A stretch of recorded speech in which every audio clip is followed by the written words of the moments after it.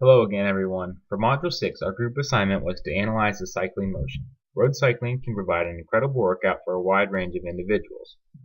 Throughout this presentation, we hope to teach you about the primary joints, muscles, and movements involved in the act of cycling. We will also touch on the concepts of position, velocity, and acceleration, and how changes in these concepts can impact performance and the risk of injury, as well as discuss Newton's laws and how they can be related to rotation. I am Chad Cochran, and my wonderful team members include Katie Donnelly and Tori Anderson-Vale. The main joints involved include the hips, the knees, and ankles. The motions primarily take place in the sagittal plane, but also a small amount of hip abduction may take place in the frontal plane. The hip is a ball and socket joint which allows for multi-directional movement. During cycling, the hip allows and guides hip flexion, extension, and small degrees of rotation. The knee is a hinge joint that acts as a lever to the femur. Femur is the largest bone in the body and can create a large amount of torque.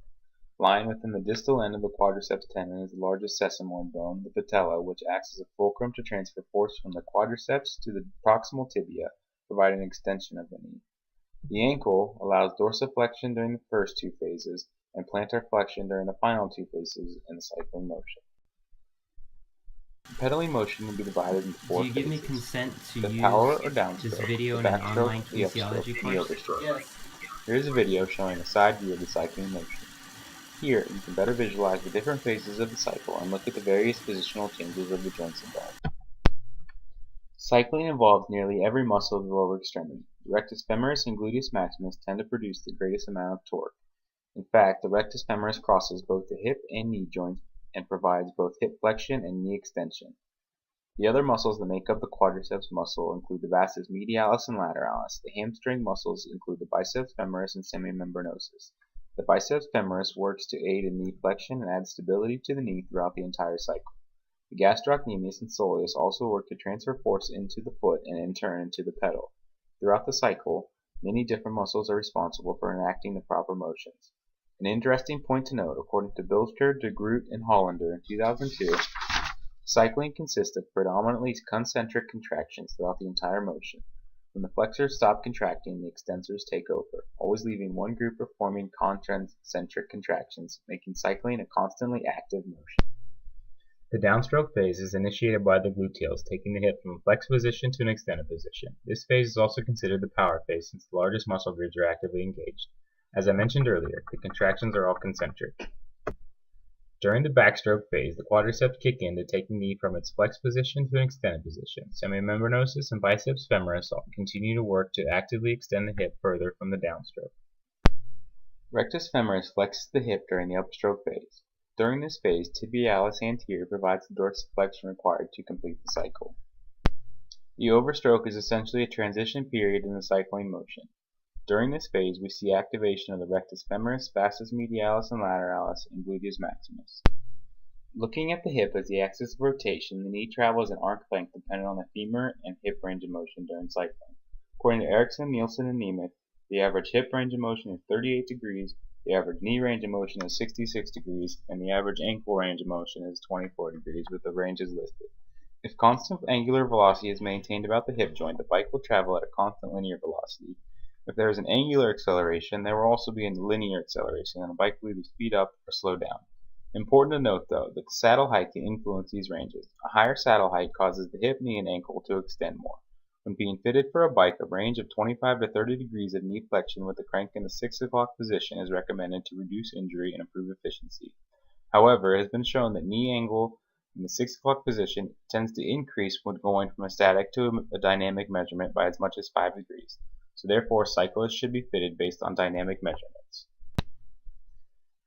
Newton's first law of motion is also known as the law of inertia, which is the tendency of an object to maintain its state of rest or motion. Inertia depends on mass. The more mass of an object, the more inertia it has, and therefore the more difficult it is to accelerate. A more massive joint segment has more inertia and therefore more difficult to move. This increase in difficulty leads to changes in lower extremity muscle activation, specifically in the rectus femoris, soleus, and biceps femoris. These are also the muscles that are the most active during the downstroke or power phase, which is the phase where the bike would be accelerated from rest. As found in our textbook, Newton's second law of motion states that the acceleration of an object is proportional to the net force acting on it and inversely proportional to the mass of an object. The principles of Newton's second laws can be applied to rotational events as well. The second law of rotation states that the net torque is equal to the product of the moment of inertia and the angular acceleration. Recall that torque is also the product of force and moment arm. With the moment of inertia and moment arm being fixed properties of the pedal, increasing the force on the pedal will cause an increase in angular acceleration. Also, if a rider were to reduce their mass while maintaining the same force production, they would be able to increase acceleration. Once the angular acceleration is used to overcome its inertia, the bike can move in two ways. One, it can move with a constant velocity, meaning the forward applied force is equal to the sum of the air resistance and road friction, or it can accelerate by either speeding up, slowing down, or changing direction depending on which forces are larger. For Newton's third law, when the rider applies a force through the pedals, that energy is transferred through to the tires. The tires in turn apply a force that essentially pushes the earth backwards. The earth is then able to apply an equal force to the tires with the help of friction to propel the bike forward. If the bike is not fit properly, there can be biomechanical errors and injuries that can occur as a result. A side-to-side rocking motion is a common error technique that can decrease performance. Seat position, both height and lateral distance, which is how far forward or back the seat is with respect to the handlebars, can put the body out of proper alignment and change the force on the lower extremities.